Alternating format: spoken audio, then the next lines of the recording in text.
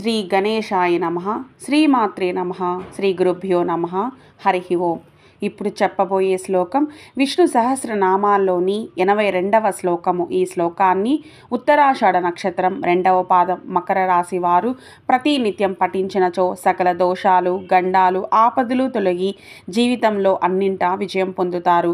ఉత్తరాషాఢ నక్షత్రం 1వ పాదం ధనస్సు రాశికి, ఉత్తరాషాఢ నక్షత్రం 2, 3, 4 పాదాలు మకర రాశికి చెందుతాయి. ఉత్తరాషాఢ నక్షత్ర అధిపతి సూర్యుడు. గణము మానవ గణము. శ్లోకము: చతుర్మూర్తి చతుర్బాహు చతుర్వ్యూహ చతుర్గతి చతురాత్మా చతుర్భావ చతుర్వేద విదేకపాత్.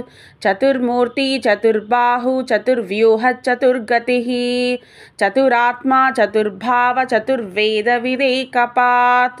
చతుర్మూర్తి చతుర్బాహు చతుర్వ్యూహ చతుర్గతి చతురాత్మా చతుర్భావ చతుర్వేదవిత్ ఏకపాత్.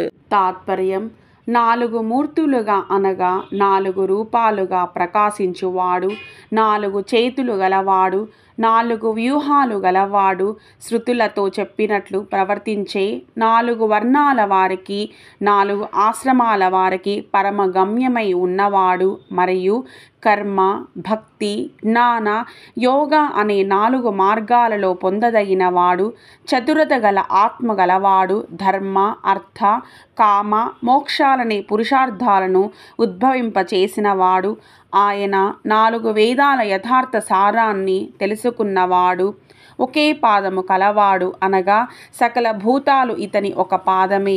విష్ణువులోని ఒక్క అంశంతో శ్రీ మహావిష్ణువే ఈ సమస్త జగత్తుగా వ్యాపించి ఉన్నవాడు శ్రీమన్నారాయణుడు.